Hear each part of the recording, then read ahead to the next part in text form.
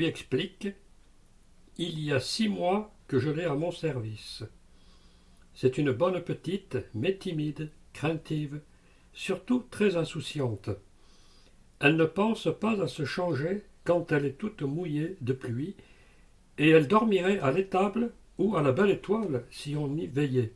Puis, c'est la misère chez ses parents qui habitent Corps. Elle n'est jamais allée à l'école, ne sait ni lire, ni écrire, ni ses prières. Elle ne peut pas réciter le Notre Père en entier, ni faire correctement le signe de la croix. Toute jeune, elle a été placée chez les étrangers, et sa plus jeune sœur mendie encore.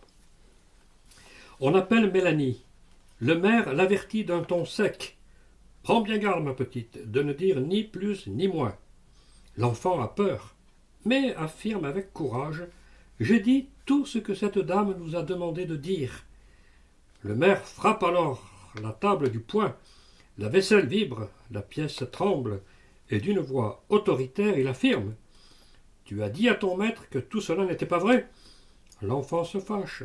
« Soit vous, soit son maître, vous ne dites pas vrai. » Le maire veut alors intimider la petite bergère. « Mélanie, cette histoire te mènera en prison si tu persistes à la raconter. » L'enfant, bien effrayé, a le courage de déclarer « La dame nous a dit de la dire, je la dirai. » Le maire change alors de tactique. « Écoute, Mélanie, tu as déjà mendié ton pain, ta petite sœur mendie encore. Une bonne occasion s'offre à toi d'aider tes parents que tu aimes bien. » Le maire tire alors 20 francs de sa poche, une petite fortune pour cette pauvresse, et il les offre à l'enfant. « Mélanie, tu vois ces 4 écus. Ils sont à toi, je te les donne, prends-les, mais ne raconte rien de ce que tu as vu et entendu sur la montagne. » L'enfant refuse sans hésiter. « Vous me donneriez cette maison pleine d'or, rien ne me fera dire le contraire de ce que nous avons vu et entendu. » 3 heures durant, le maire tourmente l'enfant, mais en vain. Il est vexé. Lui qui se sait un homme intelligent et malin, qui a mené à bonne fin des affaires difficiles et délicates, il se sent vaincu par cette pauvre enfant. Il est d'ailleurs intérieurement troublé par le long récit de la petite bergère et se demande bien quelle part de vérité se cache là-dessous. Ce soir, il ira trouver Pierre Selme, car il veut y voir clair dans cette affaire.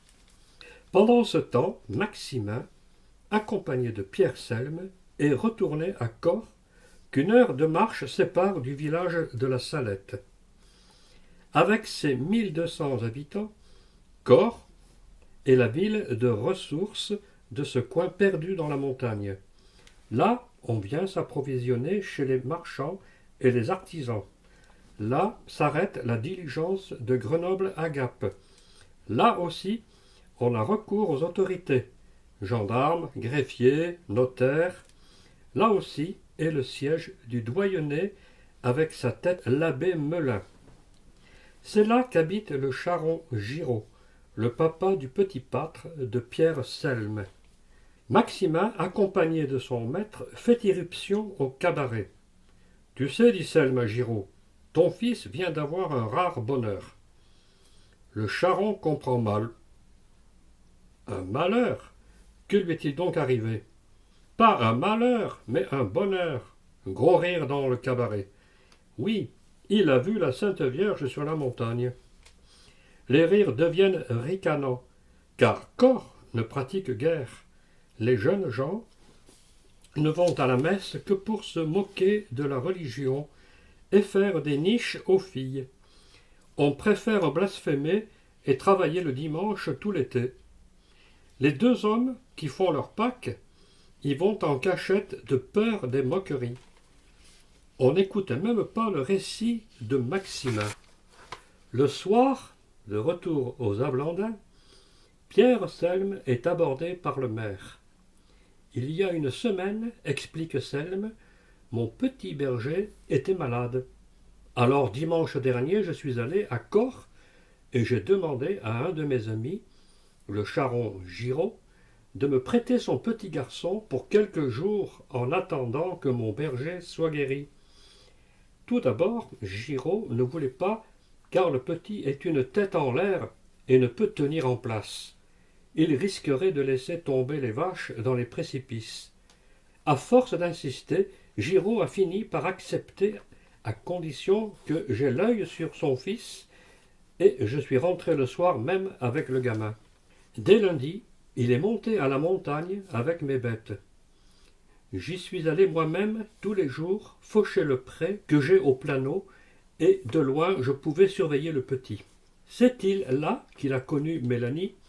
Oui, les enfants ne se connaissaient pas auparavant. La petite est aussi de corps, mais elle a toujours été placée chez les autres.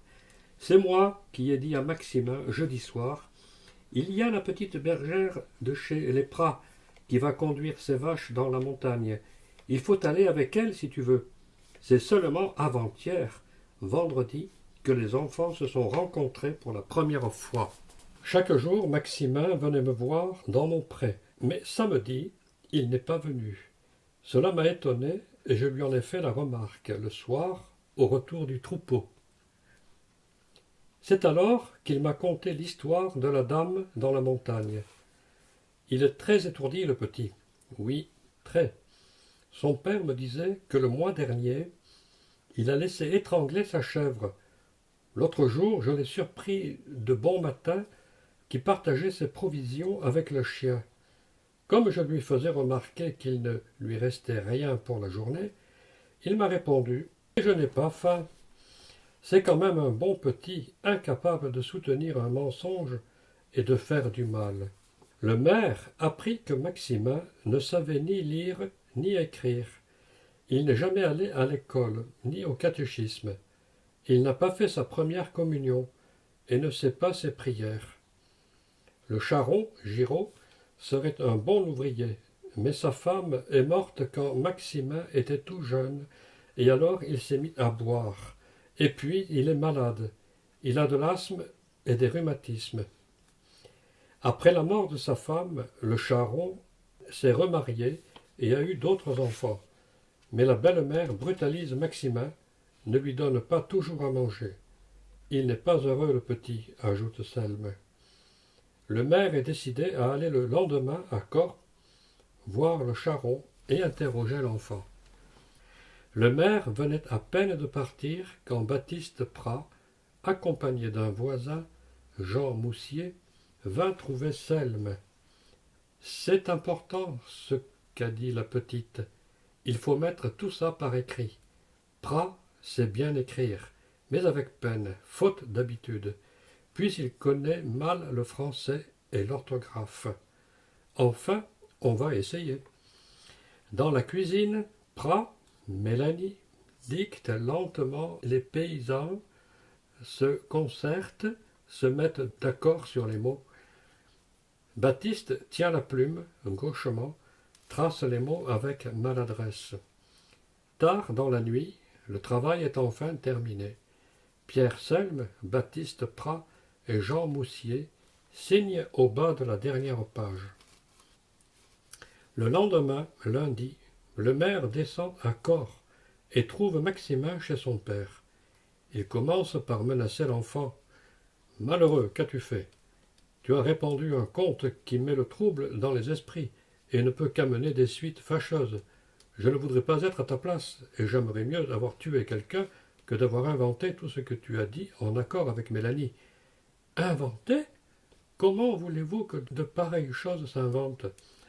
Nous avons dit ce que nous avons vu de nos yeux et entendu de nos oreilles. » Maximin fut aussi inébranlable que Mélanie. Le maire se décide alors pour une reconstitution des faits sur la montagne. Le dimanche suivant, 27 septembre, une dizaine de personnes gravissent la montagne. Le maire, avec les deux petits bergers, les gendarmes, Selme, Prat, Moussier et quelques témoins requis pour l'occasion. Mélanie marche silencieuse, timide. Maximin court à droite et à gauche, siffle, plaisante, fait rouler les pierres, insouciant et léger. Le maire est soucieux, mais garde bon espoir de confondre les enfants et de connaître l'énigme de cette troublante histoire. Une brume humide couvre la montagne et affaiblit les rayons du soleil, Il fait déjà froid.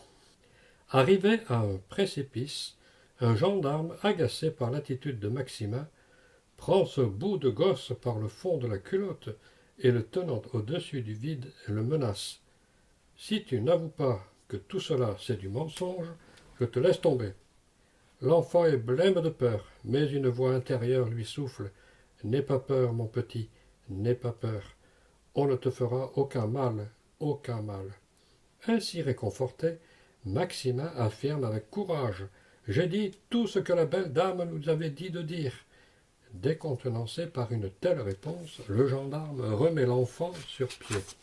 Sur la montagne, un fait insolite frappe d'abord les témoins. La source de la fontaine s'est mise à couler. Habituellement, cette source est tarie. Elle ne coule qu'après les pluies d'orage.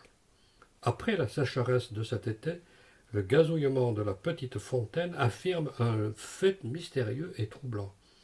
On dirait une sorte de confirmation du récit des enfants ou une marque laissée par le passage de la dame.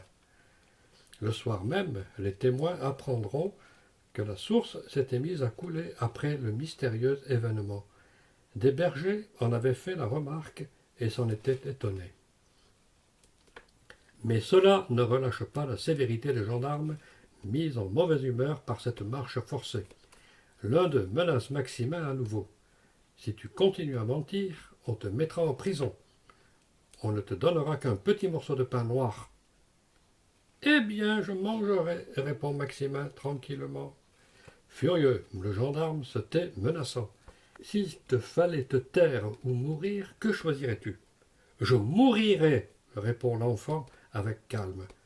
Le maire intervient et demande à Maximin de faire un récit complet et détaillé de tout ce qu'il a vu et entendu en cet après-midi du 19 septembre 1846.